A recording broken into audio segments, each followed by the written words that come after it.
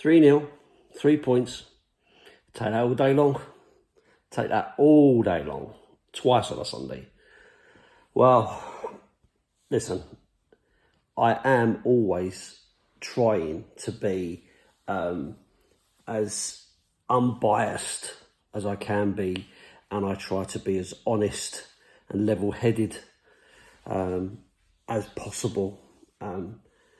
The game should never have been a 3-0 win, to be fair.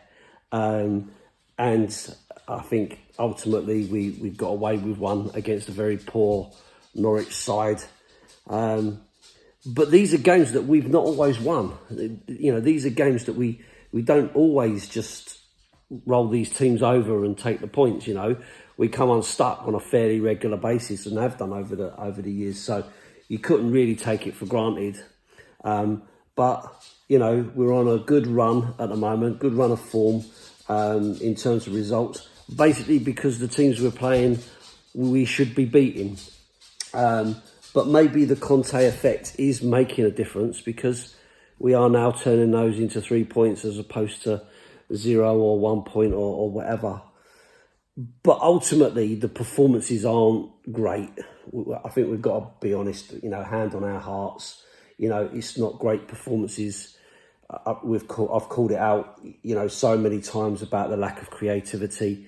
It is a real concern, and I'm just hoping that with the, you know, the games that we're having, that this gives us enough to keep us, you know, in touching distance so that we can get to a point of refreshing and getting some real quality players in, if that is what's in Daniel Levy's mind, you know, because obviously we don't know, and we won't know until January really as to what's been promised. But in terms of today's performance, I thought Oliver Skipp had another very, very good game.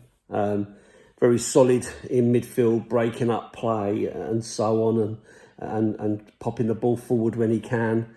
But that lack of creativity is a real worry. I look at the wing backs, and I know Reggie went off. You put on Sessegnon, who's also a, you know, forward thinking left back. And he's on the left hand side, and you've got Tanganga on the right hand side. And every time they got the ball, they cut inside. And I think to myself, would it not just make sense then to switch them? You know, because if they're not going to run past people and whip the ball in quickly with their favoured foot, then surely they'd be better off on the opposite side if they're going to cut in, so that they can play it, you know, with their left, you know, with the opposite foot. Because for me, it was just nothing happening from there. And that bothers me, you know, it just bothers me in this constant, you know, passing back. I feel like I'm repeating myself constantly. I do feel like I'm repeating myself, you know, saying the same thing. So, you know, and I don't want to bore everybody with the same old chat, but, you know, positives out of the game. Lucas Moura's goal, really good goal. And he's got that in his locker that he can do that. Just doesn't do it regular enough for me. Love him as a player, love his passion. I love the fact that he is, you know, attack-minded. But as I said before, he runs into more blind alleys than Stevie Wonder, you know. And that just, you know, it's not good enough for an elite team, a team that wants to be challenging for the top. I don't think you can really afford to have that as your main attack, you know. But really good again to see Son back on the score sheet. You know, he's getting back to his better performances, you know, getting on the score sheet. And I fancied him to do that today. I fancied him to score today. So, yeah, no, really pleased for him to see him kind of getting back to somewhere where he wants to be. But for me, I think the best goal, or the nicest goal to see today, was Sanchez, who, you know, it's a difficult one, right? You know, 40 million quid we paid for the guy for where we expect him to get to, and what we expect from him in the longer term. And it's just not all come together yet.